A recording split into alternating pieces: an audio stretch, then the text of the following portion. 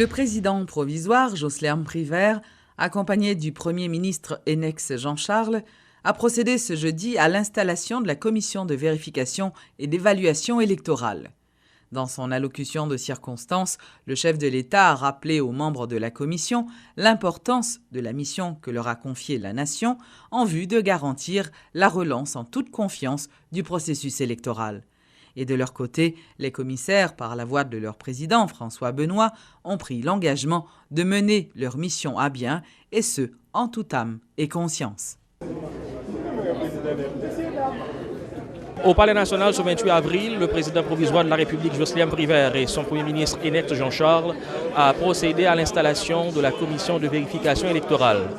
Plusieurs personnalités de la classe politique et de la société civile ont pris part à la cérémonie et aucun membre du corps diplomatique n'a été présent. Dans son allocution de circonstances, tranchant était le chef de l'État en ce qui concerne le mandat de la commission. Cette commission, mesdames et messieurs, à vous, chers compatriotes membres de cette commission, est un tournant majeur pour des élections justes, transparentes et équitables. Le Conseil électoral, qui a été formé,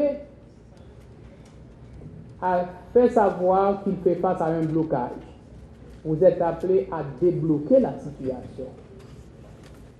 Vous avez la lourde responsabilité de faire la lumière sur les résultats proclamés par le Conseil électoral de 2015. Tout en garantissant entre autres l'indépendance de la commission dans le cadre de son travail, Josselin Privert en a profité pour exhorter les secteurs de la vie nationale, notamment ceux-là qui ont plaidé corps et âme pour la création de cette structure. J'ai défendu devant toutes les instances nationales et internationales de l'opportunité de cette commission. J'ai défendu que cette commission a une mission purement technique. Elle est loin d'être une entité politique. Je vous exhorte, chers compatriotes, à rester dans la ligne du professionnalisme et de la technicité qui doivent diriger vos travaux.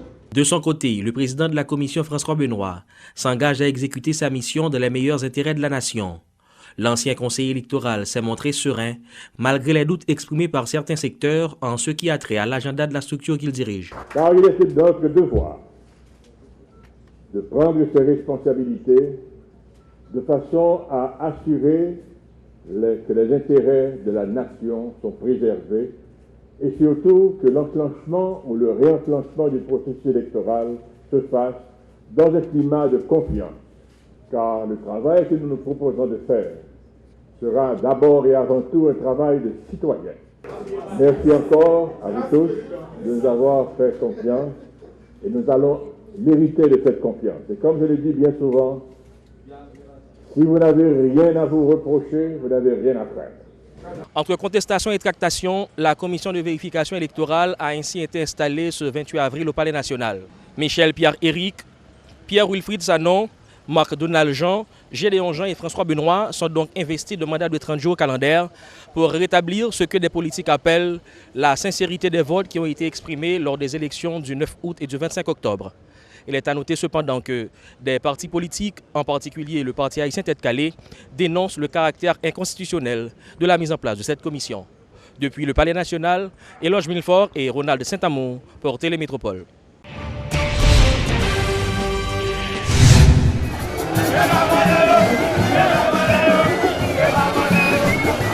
Des sympathisants du PHTK ont essuyé des jets de pierre aux abords du Parlement.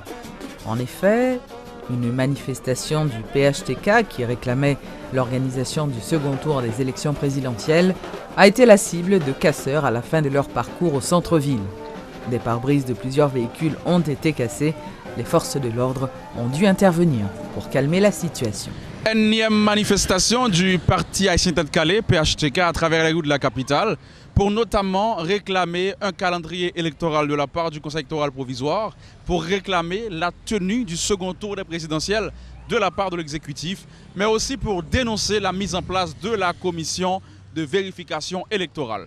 Une manifestation qui se déroule dans un contexte où la commission de vérification est installée ce jeudi. Justement, donc les manifestants sont en colère contre cette décision de Josselin Privert de monter cette commission de vérification malgré l'accord du 5 février. Donc c'est une manifestation qui se déroule sans incident et direction le Parlement haïtien. Ils sont plusieurs centaines à être sur le pavé pour dénoncer l'attitude, le comportement de Josselin Privert face à l'accord du 5 février. Donc selon les dirigeants ou encore les militants du PHTK, le président a violé l'accord du 5 février. Donc en image, cette manifestation du PHTK ce jeudi, direction le Parlement haïtien.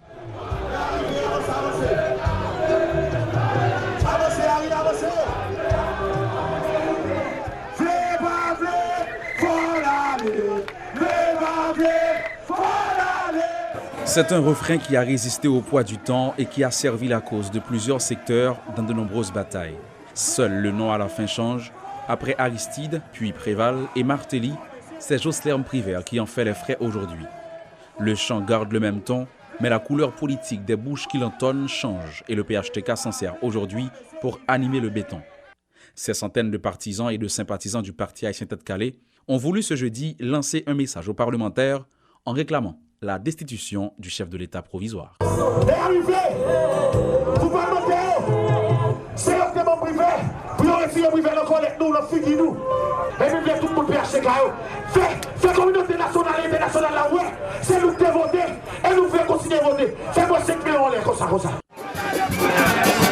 Au moment même où cette manifestation du PHTK se déroulait, le président Josselin Privert procédait à l'installation de la commission de vérification électorale, une initiative contestée par les Tête-Calais. Alors que certains commençaient à penser que c'était une défaite pour le parti de Michel Martelly, cette militante tente de relativiser. C'est ça, oui, la commission de falsification, pas de raison d'être, pas aucune légitimité. Parce que il y a plusieurs commissions déjà qui saturent sous les résultats de l'élection. Et le seul bagage qui gagne, c'est que le candidat pas nous, Jovenel Moïse, dit pas dans l'élection. Donc, nous ne pas même prêter attention avec la commission qui a installé ou pas. C'est le cadre de nos soucis, ça ne nous intéresse pas.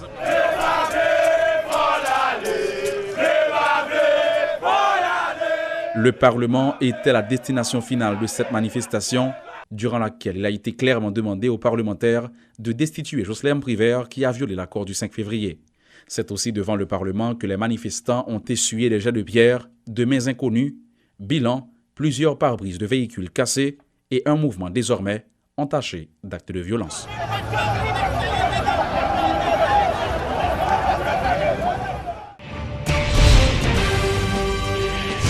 Le coordonnateur spécial pour Haïti au département d'État américain était au Parlement ce jeudi en vue de s'enquérir des avancées dans le processus électoral.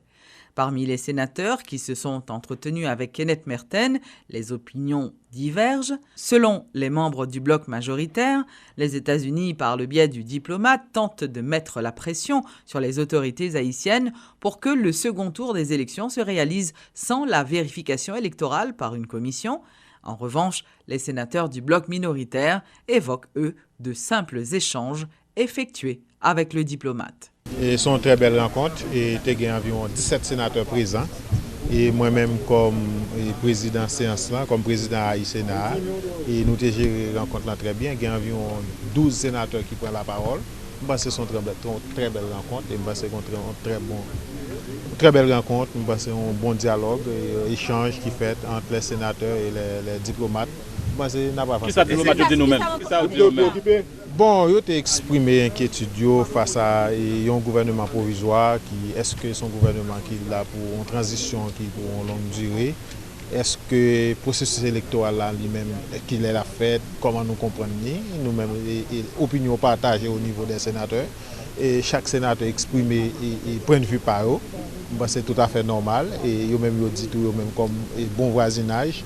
Et comme amis d'Haïti, que eux-mêmes sont très préoccupés des crises électorales qui posent en Haïti. Ils ont gagné un président élu à la magistrature suprême de l'État.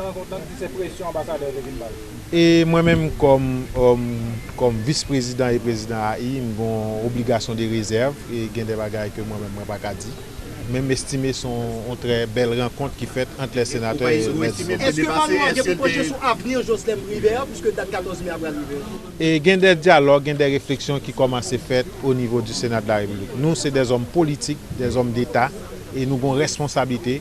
Même Jean 5 février, nous prenons responsabilité, nous comme sénateurs de la République, comme Parlement. Le Parlement en général, tu prends responsabilité. Aujourd'hui encore, l'autre fois encore, je pense que nous avons toujours assumé responsabilité, nous avons continué à assumer responsabilité. Ça a été une rencontre de courtoisie, que justement, il y a des inquiétudes, parce que le gouvernement provisoire, il a même dit qu'il n'y a pas aidé le gouvernement provisoire. Il y a des inquiétudes, il y a que nous pouvons sortir du provisoire là, il y a essayer de comprendre la situation, et il y a des sénateurs des deux camps qui ont expliqué clairement leur position. Au point de s'arriver, l'on met une commission présidentielle pour faire vérification, disons dans 5 ans.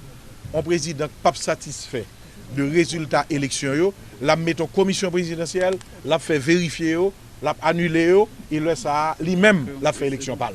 C'est un précédent dangereux que vous mettez en commission présidentielle pour vérifier en élection alors que le CEP est une institution indépendante. Ça a été une commission d'évaluation, pas de vérification. Pas pour impression parce que nous sommes habitués avec Kenneth Merten, parce que Kenneth Merten nous connaît position, parce que c'est le plus grande position partisane quelque part. Ça veut dire qu'on connaît qu'il fait 5 ans à supporter l'ancien régime. Non? Et journée aujourd'hui, quelque part par proximité, on connaît le mais que c'est le candidat à ce régime qui arrive dans l'élection. Mais nous-mêmes, nous pour une élection qui est honnête, qui est libre et démocratique. Nous pour gagner une vérification qui est faite particulièrement au niveau élection présidentielle. Ce n'est pas me dit nous comme dit blanc, ça n'a pas intéressé. Le problème nous aujourd'hui là parce que chaque année, nous avons fait carnaval, nous avons fait 2-3 carnavals. Nous avons acheté une pile machine et nous ne pouvons jamais mettre quoi pour nous faire l'élection par nous. Et ça peut permettre de salver.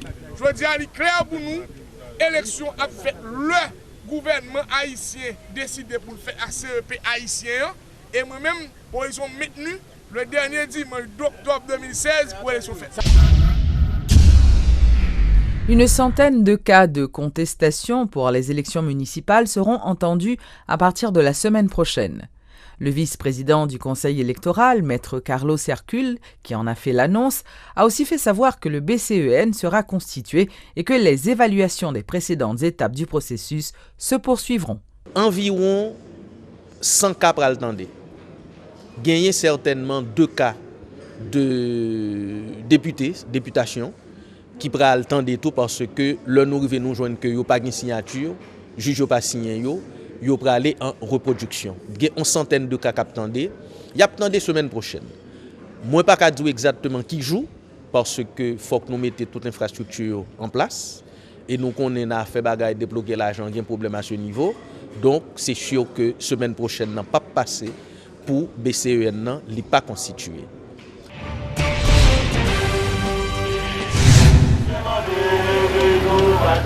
L'organisation Combi Travail pour Développement, Contradev, a organisé ce jeudi un sit-in devant les locaux du Conatel. L'objectif de ce mouvement de protestation était de dénoncer les mauvaises qualités des services fournis par les compagnies de téléphonie mobile et des fournisseurs d'accès à Internet. Les manifestants ont eu l'occasion de discuter brièvement avec le nouveau directeur du Conseil national des télécommunications, Jean-Marie Altema. Conatel, Wally, c'est c'est protéger les consommateurs. Et moi-même, je prends engagement. J'ai annoncé dans le discours pour que nous rapprochions un pile de population pour nous comprendre le problème et pour le problème résoudre. Donc, dans ce sens, nous avons une patience parce que nous travaillons. Donc, dans ce sens, nous comprenons les revendications et les revendications justes.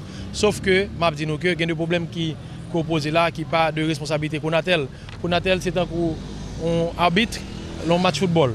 Les mêmes salles pour le faire, les pour le faire respecter les règles jouet là. Donc dans ce sens ça, règles jouet claires et règles jouet à respecter avec tout opérateur, tout le monde qui vient pour venir aider la population dans le jeune service. L'Office de management des ressources humaines au MRH a lancé ce jeudi le 3e forum des directeurs des ressources humaines de la fonction publique. Améliorons la performance de la fonction publique par la mise en place d'un système de contrôle des présences efficace, en est le thème. Les meilleures formules pouvant sensibiliser les employés de l'État à se présenter à leur poste régulièrement et à l'heure seront débattues. Les absentéistes et les retardataires de l'administration publique sont désormais dans le collimateur de l'Office de management des ressources humaines. Ces dernières années, ces fonctionnaires publics ont fait l'objet de nombreux reproches pour avoir pris le malin plaisir à se présenter à leur poste n'importe quand et à n'importe quelle heure, alors qu'ils ont un service à offrir à la population. Révolté par cette situation, l'OMRH lutte pour mettre fin à ces mauvaises pratiques qui décrédibilisent les services de l'État. Son coordonnateur général, Uder Antoine, plaide pour la mise en place d'un système électronique de présence. OMRH demande des ministères, encourage les ministères pour mettre un système électronique de présence qui gagne en pointe. Parce que cette affaire de petits feuilles ou signer les matins, nous sommes capables de dire qu'il n'y a pas de bon résultat. C'est mettre un système de contrôle électronique présence là, parce que feuille de présence, pas de résultat. Parce que là, il n'y a pas de menti, les gens ne peuvent pas signer pour vous, ou pas dire qu'ils signer pour vous. Parce qu'on va pas obligé là, parce qu'à l'entrée, l'arrivée, le système, ça prend en charge. Là-dessus, l'OMRH exprime sa confiance concernant un retour à l'ordre. Ce système est déjà expérimenté dans certains ministères. Il reste maintenant aux autres administrations publiques à emboîter le pas, ce qui permettra aussi à l'État haïtien de rétribuer les fonctionnaires les moins performants comme il se doit. Au niveau de la fonction publique haïtienne, nous ne pouvons pas continuer à payer pour les gens qui sont absents, nous ne pouvons pas continuer à payer pour les gens qui n'ont pas de performance, nous ne pouvons pas continuer à payer pour les gens qui ne sont pas jamais là. Parce que nous connaissons qu'il y a assez démotivant, les gens qui émettent chaque payroll, ou payer chaque mois à les gens qui sont présents, les mêmes qui font piler, il faut qu'ils sacrifient, et en même temps, on paye à les gens qui ne sont pas jamais présents et qui parfois ont un plus gros salaire. Frustration, démotivation, grogne, c'est tout ce que cela peut provoquer chez des fonctionnaires exemplaires. Dans l'intervalle, l'Office de management des ressources humaines prendra aussi des mesures contre des agents de la fonction publique qui sont bel et bien à leur poste sans rien faire. Parfois, il y a des gens qui sont présents, vraiment, c'est comme s'ils étaient absents, c'est vrai. Et là, ça, qui est-ce qui est responsable? C'est les gens qui supervisent là. Parce que si les gens sont présents, chita en bureau à ne rien faire, c'est parce que le superviseur tout va pas rien pour le faire. Et c'est ça qui fait tout, il faut nous suspendre. À péder, recruter mon inutilement qui gonfle le bureau et puis qu'on a mon abgat plafond parce que n'y a pas de recruter effectivement pour te faire travail. Autant d'aspects qui ont été abordés à ce 3e forum des directeurs des ressources humaines de la fonction publique. Une activité qui entre dans le cadre de la réforme administrative.